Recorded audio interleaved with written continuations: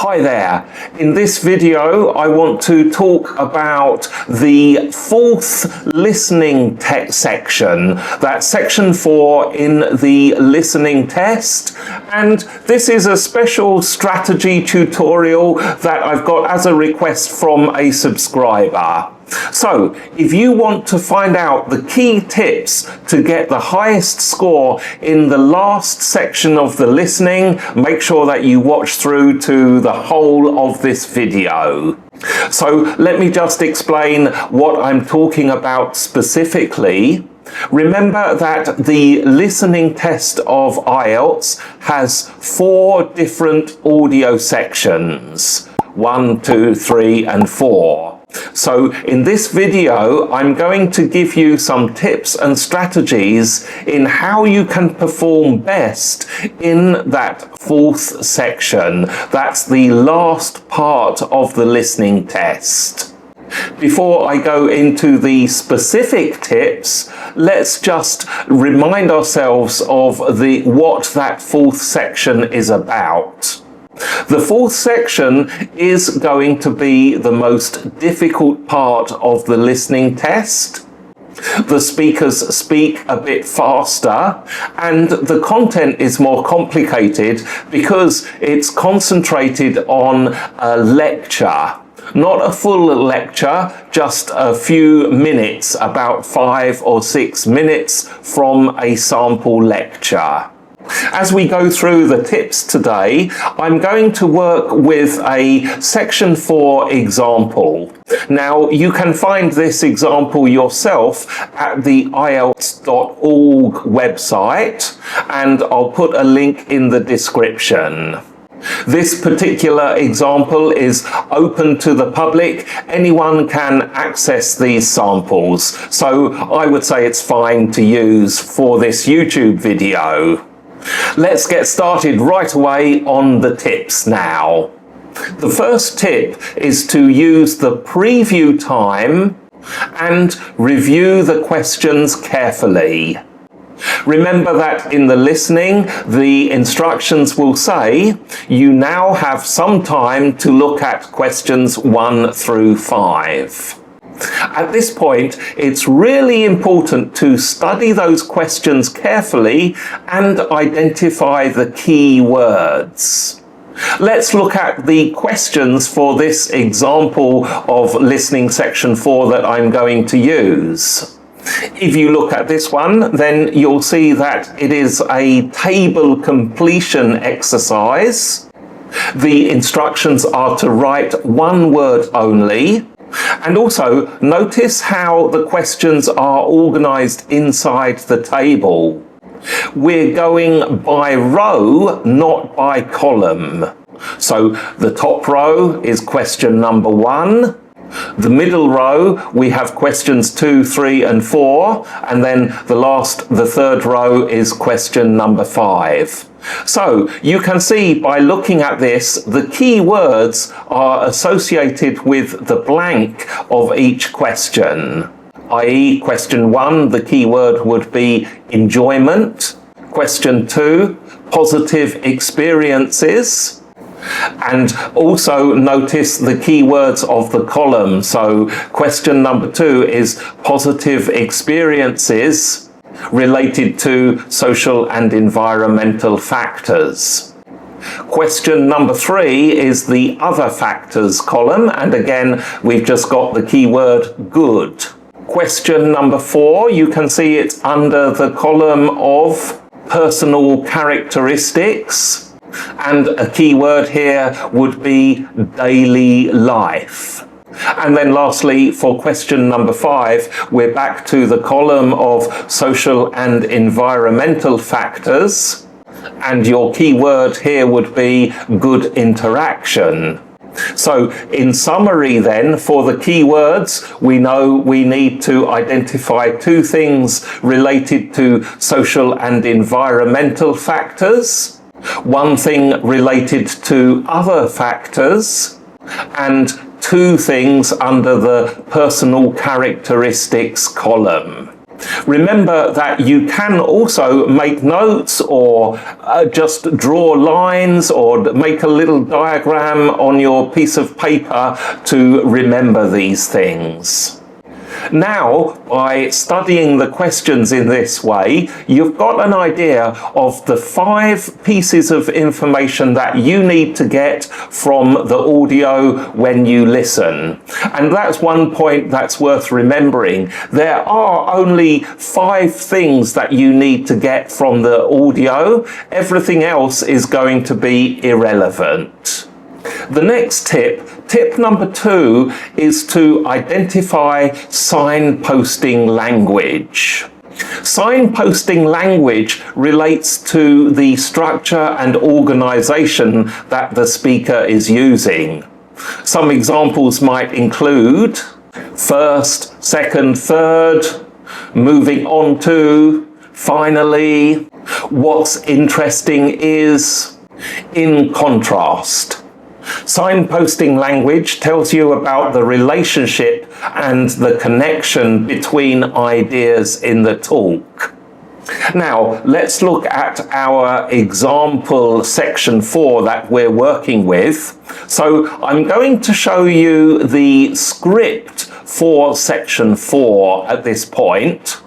However, what I've done is I've made the signposting language in the script clear to you. Don't worry if you can't read the actual text itself. Let's just look at the signposting language. Now, you'll see that because our question is a table completion, the speaker is kind of going through the table. And because we are describing a table here, then the speaker has to identify the rows and the columns. So being aware of the structure and the kind of question helps you to identify those signposting language that's relevant to the question type. By the way, don't worry, I will be playing you the audio towards the end of this video, so please stay with me and get the full example question later on. Now, tip number 3 is to recognize synonyms. This tip is related to tip number 1, read the questions first and identify the key words that you need to get. But here, it's just a general tip because often the key words in the question are not going to be directly used in the audio that you hear. In order to actually get the answer, you need to identify the synonyms. That is, words that have a very same meaning, but they are not exactly the same. So, for example, a synonym of good might be positive. So you don't know what synonyms you're going to hear, but you do need to keep an open mind and see if you can catch them when you are listening. Now, tip number 4 is do not panic about vocabulary that you don't know. This is section 4 of the listening, the most complex listening part. And that means that there's going to be complex vocabulary. And yes, it's true. If you have a good range of vocabulary, you will find it easier to answer section 4. If your vocabulary range is limited, there will be more words you do not understand, and it's going to be more difficult for you. So I do recommend growing your vocabulary as much as possible, and that includes not just understanding the word, but being able to hear the word properly. So let's look at the script again, and I've identified some of the more challenging vocabulary in this script. Take a look at the words highlighted in yellow and just ask yourself, do you understand these? So we've got learner perspective, intrinsic, crucial, heartened by, regard as, took pleasure in, sizable, sense of perspective, absence, and juggle several words.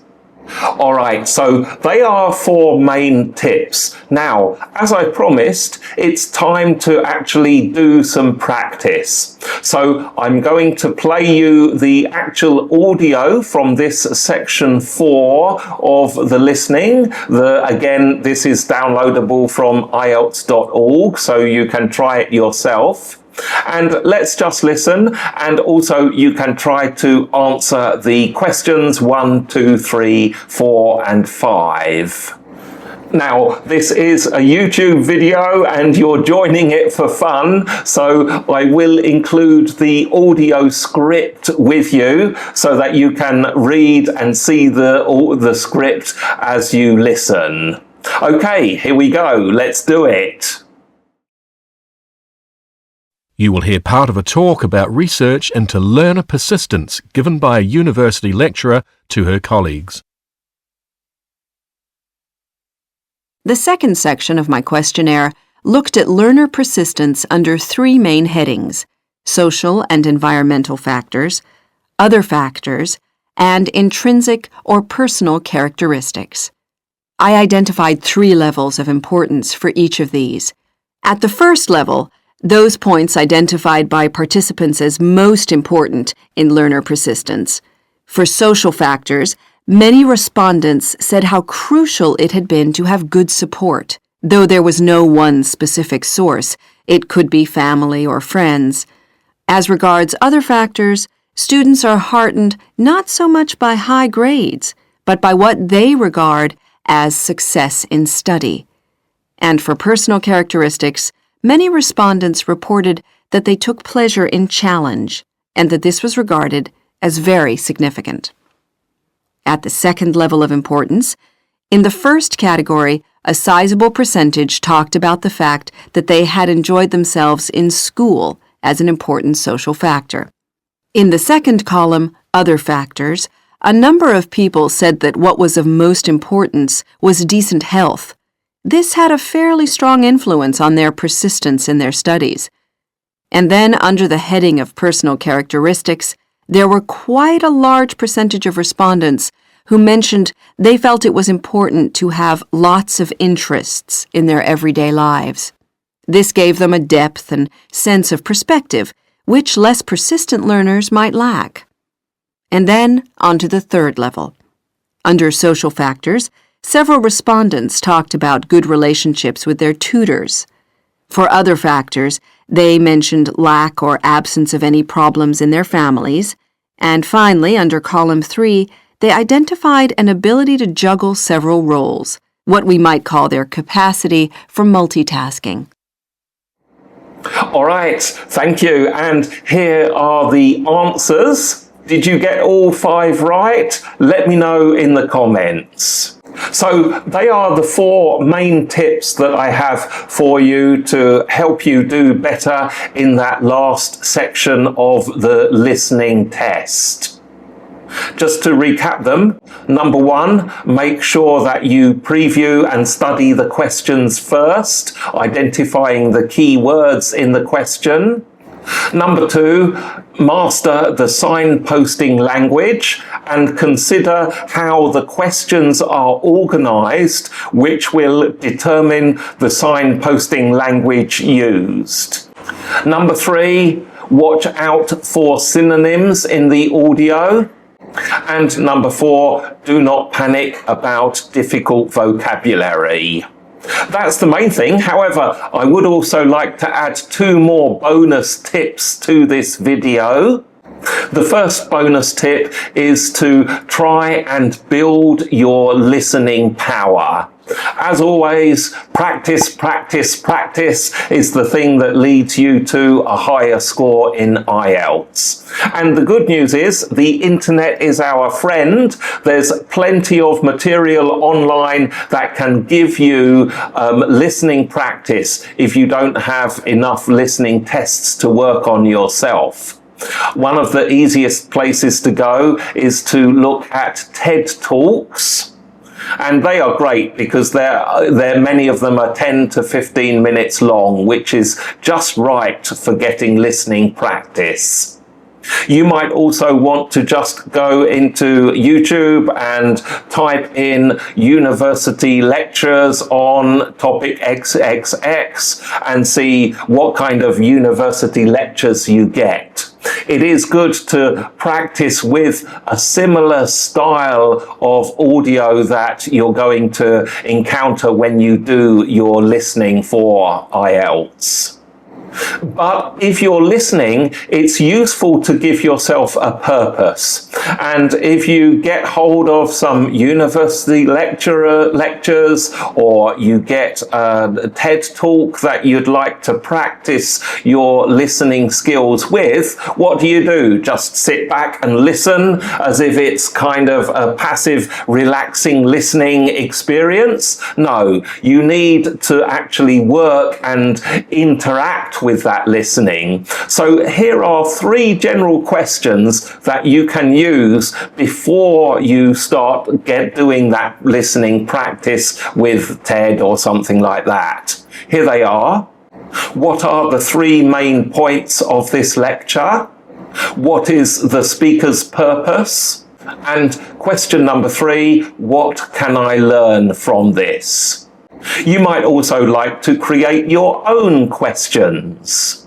So before you listen, just write down 3 or 4 questions that you would like to answer by listening to that text. And then the second bonus tip relates to how you take notes. Because the audio and the questions go step by step in chronological order, your note-taking should kind of follow the progress of the audio. So for that reason, I would suggest 2 ways of making notes. So either use a mind map, and with the mind map, you can start doing it clockwise in a circle, or you might put the central idea in the top left corner and kind of build around that.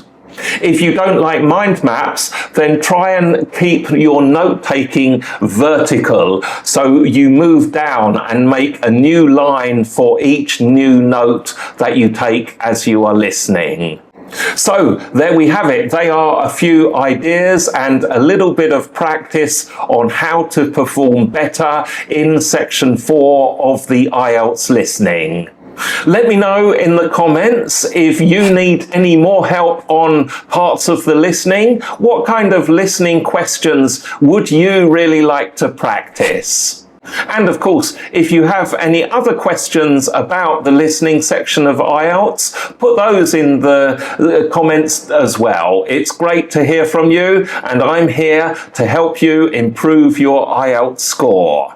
And remember to subscribe to the channel, of course. If you have not subscribed yet, let me just remind you that IELTS Breakthrough helps people get a higher score in IELTS, and all of these tutorials are free for you on YouTube. So subscribe and get notifications when new videos come out.